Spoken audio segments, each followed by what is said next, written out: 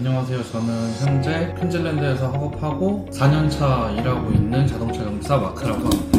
퀸즐랜드 테이프 캠퍼스 어디에서 어떤 과정으로 학업하셨어요? 번다버그 테이프에서 라이트 베이클 테크놀로지 33 그 과정 했고 오토모티브 메카니컬 오버홀링 그게 34 네, 그렇게 두 개 했어요. 그렇게 해서 총 2년 과정으로 학업을 하신 거예요? 네. 그럼 마크님은 원래 한국에서 혹시 자동차 정비 관련된 일이나 원래 관심이 있으셨어요? 뭐 때문에 이 과정을 선택하셨어요?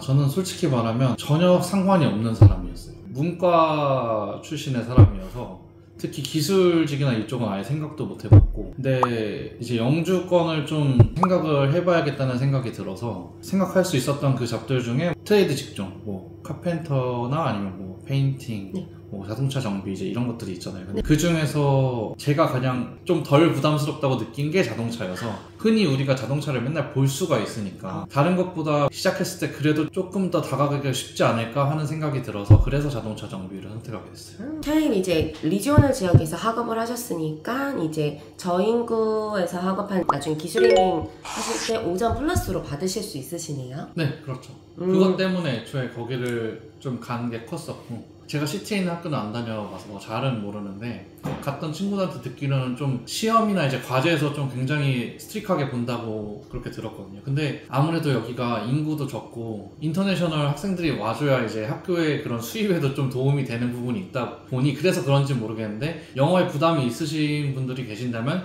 여기에 와서 하는 게 조금 상대적으로 좀 덜 부담이 되죠. 그러니까 선생님들이 약간 조금 덜 스트릭한 부분에 대해서 약간의 베니핏이 있다고 말을 할 수는, 인터내셔널 학생들한테 약간 좀 더 신경을 써주시는 부분은 있어요. 오는 학생들은 뭐 대부분 뭐 오전 이런 점수 때문에 오기도 하고. 그럼 학업을 하시는 동안 현장 실습은 어디로 나가셨어요? 그냥 실습은 이제 학교에서 구해주는데 도움을 줬고, 그냥 일반 정비소에 가는 경우도 있고 트럭샵에 갈 수도 있고 뭐 그냥 어디도 갈 수는 있지만, 가서 뭐 사실 청소만 할 수도 있는 거고, 거기 상황에 따라서 아니면 본인 능력에 따라서 초반에 좀 쉬운 일을 하나 정도 줄 수도 있고, 정식 메카닉들이 있으면 그분들 옆에 좀 따라다니면서 배우던지, 아니면 그분들 일할 때 그냥 옆에서 약간 도와주는 역할을 하죠. 그럼 그렇게 실습을 하다가 실질적으로 이렇게 잡오퍼를 받는 경우도 있나요? 그건 제 생각에 잘하면, 그분들 마음에 들 정도로 잘하면, 이쪽으로 원래 조금 흥미가 있거나 어느 정도 소질이 있으시거나 하신 분들은 당연히 좀 따라가는 속도도 빠를 테니까, 이 친구는 좀 키워볼만 하겠다 이제 그러면 이제 쓸 수도 있겠죠. 첫 직장을 잡으신 지역은 어디예요? 첫 직장은 투움바에서 잡았고, 영주권을 따기 위해서는 자동차 정비사로서 일을 해야 되니까 수료를 하고 난 이후에야 퀄리파이드가 된 상태여야지만 정비사로서 일을 할 수 있으니까, 뭐 정확하게는 서티피케이트 3만 따도 일은 할 수 있지만 어쨌든 영주권으로 이어지려면은 4까지 보통 따고서 가야 되니까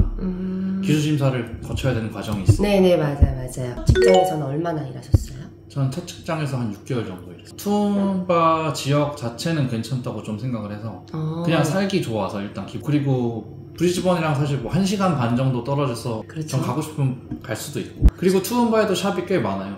사실 번다버그에도 메카닉 샵은 많아요.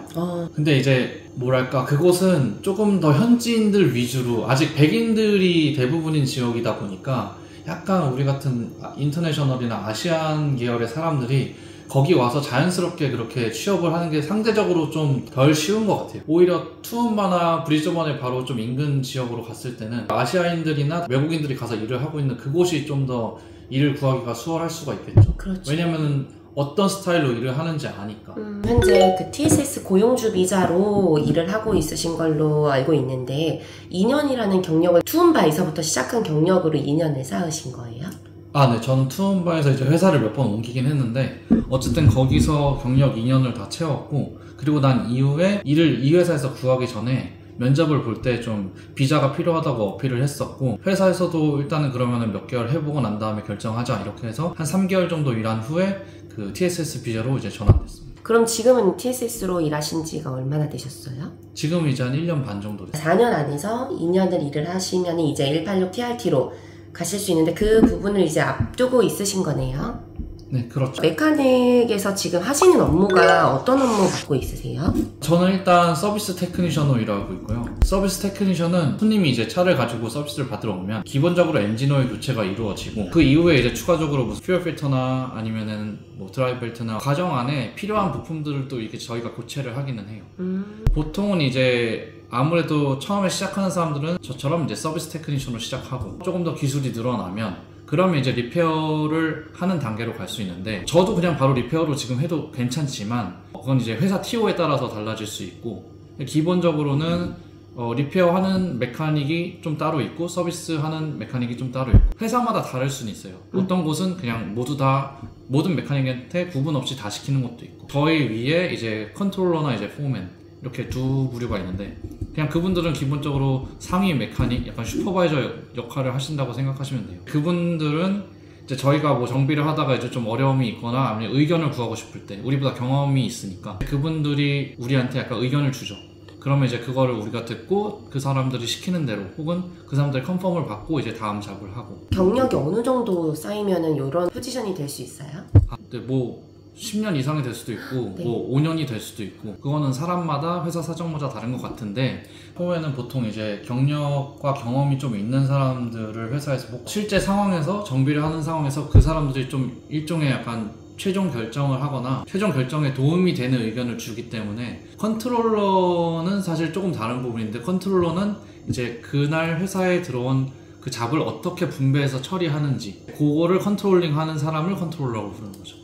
근데 그 상황에 따라서 한 사람이 두 가지 역할을 다 하는 경우도 있고, 일반 정비소 같은 경우에는 헤드 메카닉 아니면은 뭐 그냥 약간 조금 경력 있는 메카닉들이, 왜냐면 그런 곳은 그렇게 체계가 막 엄청나게 갖춰져 있는 느낌은 아니니까 보통은 경력 있는 메카닉이나 거기도 포맨 한 명 정도 두고 이제 그분들이 보통 그런 역할을 해주는 거죠. 호주 학업을 하고 영주권까지 생각을 한다 했을 때 자동차 정비사로서 가장 중요한 요소는 어떤 부분이라고 생각하세요? 가장 중요한 거는 영어 점수랑 그리고 경력 정도가 되지 않을까 싶어요, 제 생각에는. 꾸준히 세금 납부하고 그리고 네. 세금 납부가 어쨌든 경력의 증명이 되는 거기도 하니까, TSS 같은 취업 비자를 받아서 뭐 하실 거면은 상대적으로 어쨌든 다른 영주권으로 가는 비자에 비해서는 이 비자는 영어 점수의 허들이 조금 낮잖아요. 네. 보통 대부분의 사람들은 하나만 바라보고 있지는 않고 보통 2트랙, 3트랙까지 가시니까, 그런 경우까지 생각해보면은 아무래도 영어 점수를 미리 좀 준비해 놓는 게, 가능하면 7점 정도 준비해 놓는 게 아무래도 유리하겠죠. 일을 하실 때도 그 정도의 영어 실력이 필요한 상황이 맞나요? 영어는 솔직히 잘하면 좋죠. 근데 저희 업무 특성상 주로 개인이 일을 다 끝내놓거나 중간에 한 번 정도 점검을 받거나 뭐 이러는 경우가 있는데, 당연히 영어로 잘 설명을 해주면 좋죠. 근데 영어를 엄청나게 잘하지 못하더라도 자기의 스킬로 하는 일이기 때문에 그렇게 어려운 일은 아니라고 생각을 해요. 경험과 시간이 조금 더 필요할 뿐이라고 생각을 하고, 그리고 본인의 관심, 뭐 유튜버 이제 보면서 자기가 좀 더 지식을 늘려가려고 스스로 노력하는 그런 부분이 필요한 거지, 영어는 그냥 어느 정도만 여기 테이프 들어와서 선생님들 수업 그냥 이해하고 그냥 선생님이랑 질문할 수 있을 때 질문할 수 있는 정도? 저는 그 정도면 된다고 생각해요. 호주 자동차 정비사로서 영주권을 준비하려는 워킹 홀리데이 학생분들이나 다른 분들에게 좀 해주고 싶은 말이 있으실까요? 일단 제 개인적인 생각은 그래도 관심이 있으신 분들이 아무래도 오는 게 유리하지 않을까라는 생각이 좀 들고, 한국에서 진짜 뭐 잠깐의 경력이라도 6개월이나 뭐 1년 정도라도 조금이라도 경험해보고 시고 오시면 확실히 유리하실 것 같고요. 경쟁자가 우리 같은 인터내셔널만 있는 건 아니고 호주 사람들도 있는데, 그들은 아무래도 우리보다 영어를 잘하기 때문에 그 언어 소통의 장벽을 실력으로 극복해야 되는 거죠, 일종의. 아니면 성실함으로. 호주인들은 보통 어프렌티스로 시작해서 4년 동안 주로 회사에서 일을 하면서 학교는 잠깐씩 가요. 근데 그렇게 되면은 그 사람들은 대부분 실제 경험을 가지고 있고, 우리 같은 경우는 실습은 뭐 360시간 정도 하지만 실제 경험이 거의 전무하고, 우리는 2년 동안 딱 학교 다니고 졸업해서 바로 퀄리파이드 메카닉이라는 이름이 붙은 상태에서 취직을 하게 되는데, 실제로 업장에 나가서 경험이 없으니까 좀 헤매고 있는 경우가 많을 수 있죠. 그래서 본인의 노력이 좀 더 중요할 것 같긴 해요. 관심을 가지고 집에서 차를 본인 스스로 고쳐봐도 되고, 아니면 유튜브 영상을 계속 봐도 되고, 이론을 좀 더 찾아봐도 되고, 그런 좀 부수적인 노력이 좀 더 있어야 될 것 같기는 해요. 물론 없다고 못하는 건 아니에요. 있으면 확실히 이곳에서 정비사로서 영주권을 받을 때 좀 더 도움이 되지 않을까 하는 생각입니다. 오늘 시간 내주셔서 마크님 너무 감사드리고요. 마지막 영주권 취득하는 날까지 소울 유학 이민이 항상 응원하겠습니다. 호주 자동차 정비학과에 관심이 있으신 분들은 소울 유학 이민 플러스 친구로 문의주세요. 감사합니다.